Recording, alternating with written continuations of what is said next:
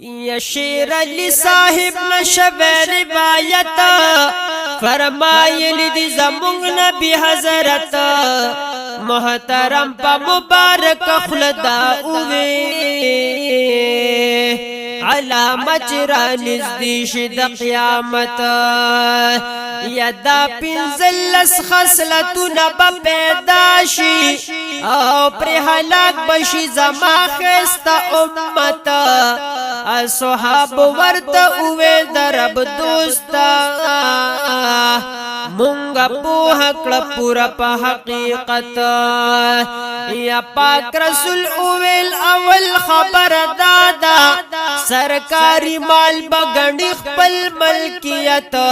دوی مدا چه امانت بخیانتی گی امانت بگنی مال دا غنیمت یدر مدا چه سوک زکاة دا چان غوانی او دا بدوی گڑی دا جرم پا نسبت سلورم بخلق دا خزو تابدار شی سکرونا بکڑی بیل پا شرارت یا پنزم دا چی با اولاد شنا فرمانا آسوک بنکوی دا مورو پلار عزت شپگم دا چی بوی قدر دا دوستانو دا یو بل بکوی دیر متابعت یا اوام دا پا مورو پلار بظلم کیگی او پلار بنلری دا دی ظلم طاقت او اتم دا پا جماعتونو کی بشور وی او پا شیشا بد یو بل کوي غیبت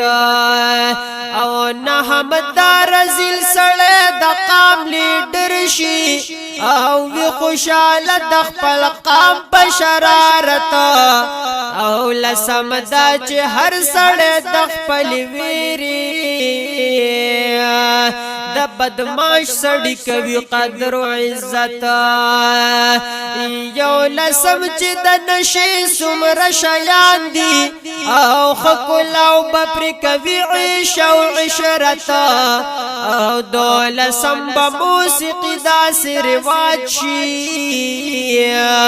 او دا هر چا بخوخوی دا تجارت یا دیار لسم بد سڑو جا مریش مشی او نرو خزو کی بانوی تفاوت او سوار لسم بسندر غاڑی جنکی دیو بل کر لیگی پا اجازت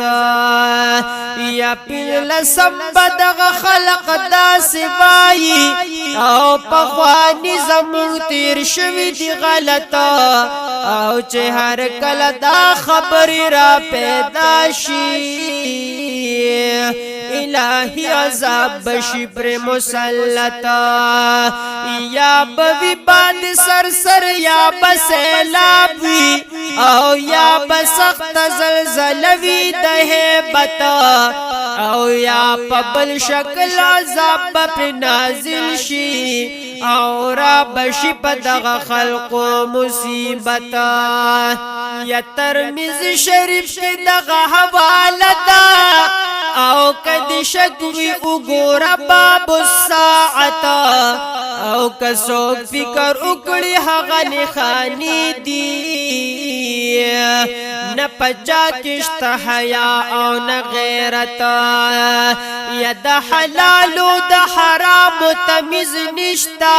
اے دن ایمان دے خلق پری خیب دولت رشوت اخلی خخکار فی سور توائی پا پیسو دنار واکڑی شہادت یا حق تیر وقت پس مال ارمان راشی او اس پچا کی نشتا منا محبت او چه عمل دا پیغمبر پا وینا نکڑی پا محشر کی بدی سوکڑی شفاعت یا چه عمل دا پیغمبر پا وینا نکڑی او په محشر کې بد سوکړي شفاعت پل عمل دې مکمل کړه عوض خانه نشته هیچا سره غم د آخرت خپل عمل دې مکمل کړه عوض خانه نشته هیچا سره غم د آخرت